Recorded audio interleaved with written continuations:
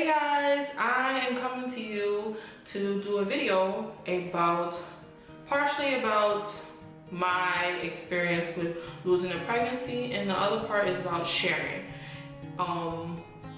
that experience. So how do I start? Basically, on April 2nd, 2011, I gave birth to twins, and I was 18 weeks and 6 days pregnant, and they couldn't survive. That it was way too early for them to be born. I think that at 24 weeks, if you give birth at 24 weeks, there's a low chance of the child making it, but they'll have horrible delays or serious delays for a long time. And so 18 weeks was just too early, and they couldn't make it. Their lungs and everything, nothing was developed enough. On April 1st, 2011, I woke up that morning and I went to work, and my stomach was huge. Usually, it was huge. I mean, for being 18 weeks, I measured 7 months pregnant. Now, 18 weeks is about like a week off of 5 months. That's pretty much where I was. I was like 5 months pregnant, and my stomach measured 7 months pregnant. I was big, and it happened so fast. It happened like within a month and a half, where I went from belly here some days it was like just a little buddy, to like pregnant, belly, huge. And I had sciatica. It was all right.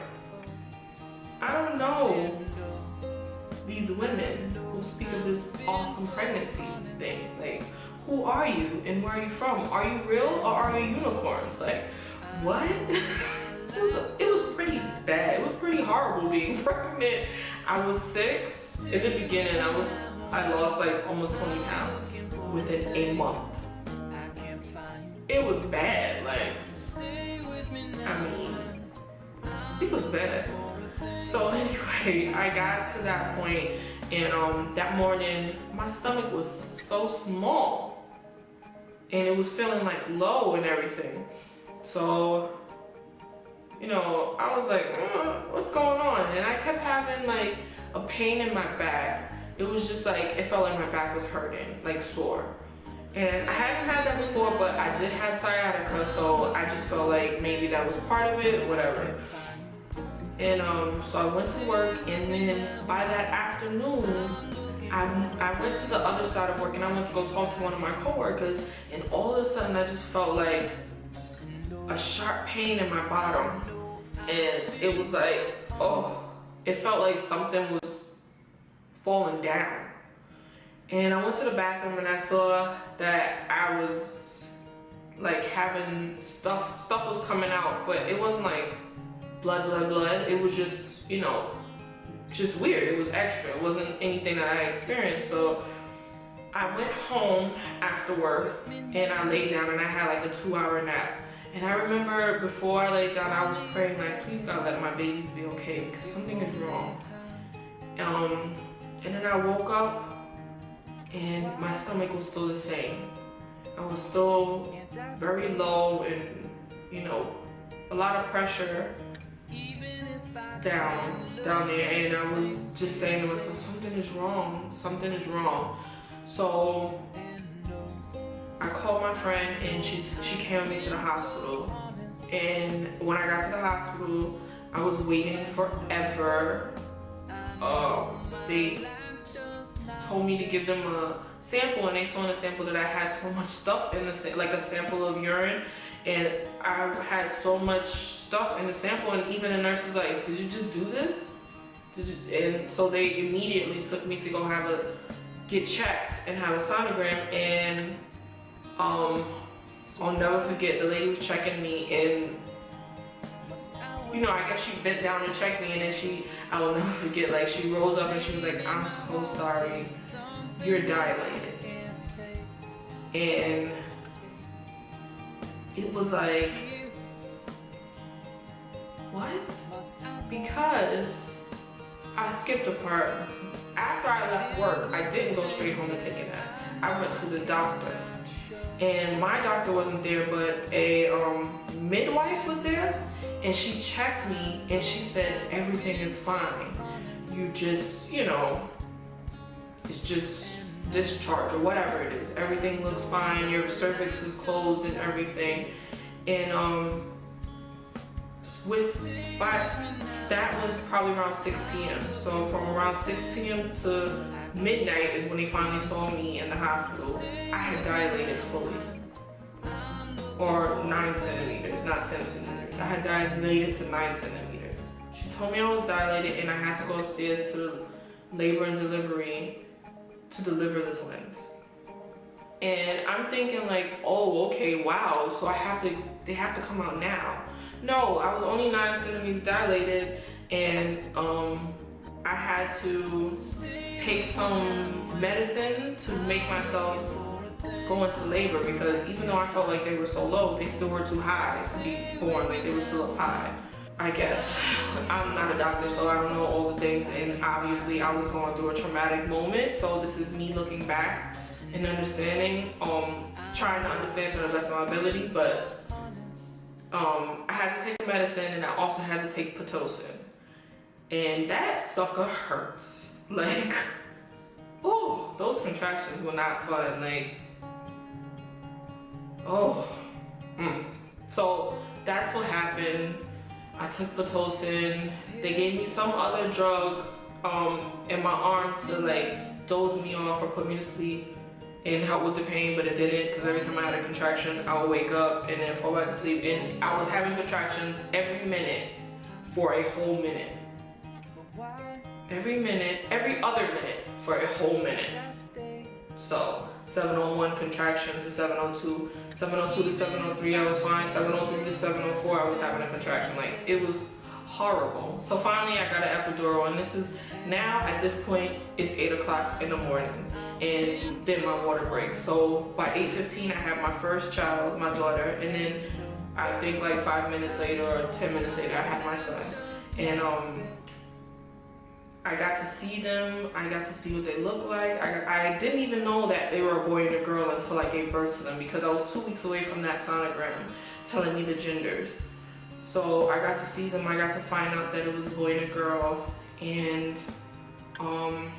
that was tough. That was tough because, everybody their dad wanted it to be 2 girls. Like, that's what he wanted. Oh, I wanted girls, I want girls. And everybody was saying, it's gonna be 2 girls. Like, I was joking and everything. And for me, I was like, I know I have a son in there. Like, this is gonna be the last pregnancy I ever have, because this is horrible. And I know I have a son in there. And it was so like, it was a moment where I had a son, but I lost him. And it was sad, because I just looked at them both and I was like, that's what we both wanted, I guess, in that instant. Like, in that moment, like, he had his daughter and I had the son that I wanted. Like, obviously I loved them both. When I looked at them, I loved them both equally, but I just, it was kind of sad, because he wanted a daughter, I wanted a son, and we got it. But they didn't make it, so it was just really, really hard. And during the time where I was like in labor and everything, I was going through so many things in my head. I was like, put me upside down. Like, why can't you just, keep me here and give me, I heard that when you give people like certain kind of medicine or whatever, like steroids or something like that, like it helps the women keep on to keep hold of the pregnancy until whatever. And it was just so many things going on to where my body was shaking uncontrollably. Like, it was a lot happening to me at that time. It was just really hard. It was really hard. And the reason why I share that story with you about the what was happening from April 1st until April 2nd when I gave birth is because I know that there are women out there who have gone through this. You don't know that so many other women are going through it too. Like I felt like a failure when I lost my children, because when you think of it, as a mother, your number one job is to protect your children. And until they're born, you're the one who protects them in your belly, in your body. And it wasn't that they were sick. It was about the fact that my body couldn't hold them. So I felt like the one thing that I was supposed to do for my children was protect them and keep them alive inside my body until they could stay alive outside. And I didn't do it. I couldn't do it. And I felt like a failure. And I know there are women out there who have the same exact issue and who's had the same exact issue. And I know that feeling. And I want to let you ladies know, like, it's something that you're gonna feel naturally because you're a mom. You are their mom, whether they came home with you or not. You're a mom, and you are there to protect them, and you did everything that you could. It's not something that you should bear forever. You can have your moment, and you can feel that way right now, but please don't bear it forever. It is not something that you should bear forever, because this is not going to be the last time that you get to protect a baby in your belly. I really don't believe that. Now, you know, everybody's situation is different, but you did what you were supposed to do. It's not your fault. It's not, you know, what if I did this, then maybe this wouldn't have happened, maybe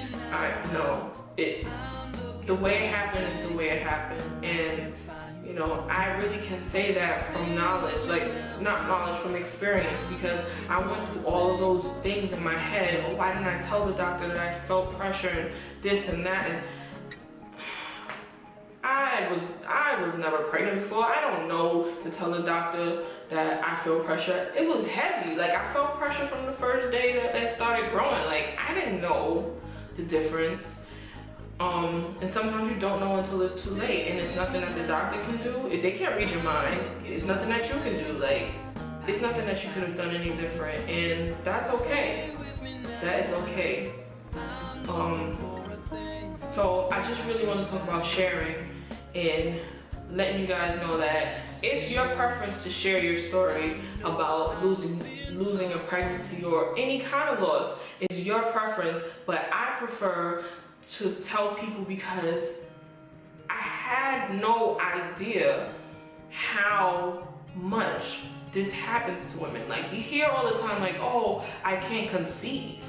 But to hear I conceive and I consistently lose my pregnancies is something that's way more odd, and it happens to way more women than we know.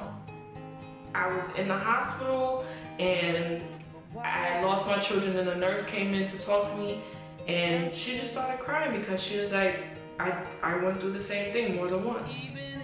So I know what's happening to you right now. And it was like 2 nurses who came and told me that. Right there, that day, I had no idea that this happened to women so much. I was shocked because everybody around me, you know, they had babies or whatever. Nobody was pregnant with twins around me. You know, out of my friends in my circle. But, one of my friends was pregnant with twins and she had her babies. And, but everybody else around me, they had single pregnancies and, you know, but they had their babies. And it just was so trippy to me. Like, I never thought that this was gonna be happening to me. Like, what? Losing my babies? Crazy to me. So I just wanted to share because, you know, it's not something that you did or didn't do. It's something that happens to so many women, and you're not damaged. You're not damaged. Something just happened to you in that time, and it's going to be a time where it won't happen to you. And you will have your children, and you will have your family the way you want it. And it doesn't mean that you have to forget about those babies that you had before, or a baby that you had before. You don't, because I never forget about my twins. I probably talk about them once a day, or if not more. I'll never forget about them. I'll never forget them. They are my children. I just definitely just want to share this with you so that you guys know that you're not alone. And for the women who have never gone through it, some women have 55,000 kids and never have a problem. They don't even hiccup. Forget about nausea, they don't even hiccup the whole pregnancy. They're like, oh, I had a baby last week, back to work, like it's nothing. And I admire those women. Like, I thought that's what pregnancy was. It was like easy peasy. It's hard. But I admire those women, but they are those women who have that pregnancy that, you know, they're pregnant and nothing goes wrong. And they may not understand that there's so many women that lose their first pregnancy, their second pregnancy. They're losing these kids over and over again, and they're not just having, you know, trying to get help getting pregnant. It's some of these women get pregnant so easy, but they cannot hold the pregnancy. And it, you know, it's to share with all people who don't understand or who understand and feel alone in it. I just want to share with you guys, you know, what happens when you lose your child or things like that. For me, what happened with me, so that it could just be an eye opener for you and people around you. So, you know, I really hope that this video is something that somebody that you know can relate to, or it's something that somebody you know, this can be sent to them so they can know that somebody relates to them. And if it is, please share this with them. Please share this video on your Facebook pages, on your Twitter pages, on every social media site that you're on. Just share it. It's not that hard. Like, just share this video. Share it with other people. Like the video.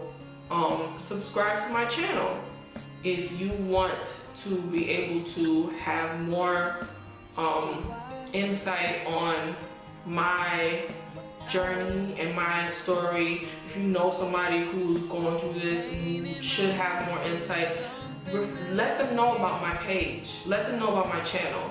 Please, I really am dependent on you guys to share this channel with others. It's not only about what I do, it's about you too.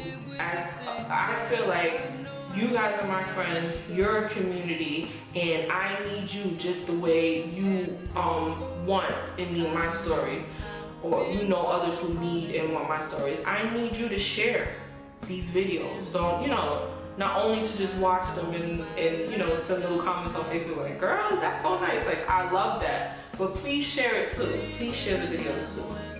And I really thank you for joining me. I'll have more about this, and if you have any questions about my experience, about, you know, anything, please send me anything. All of my information is in the info box below. I have a YouTube, I have Twitter, I have everything. Ask me anything, but most of all, just share this. And I will see you guys later. Bye. Stay with me now.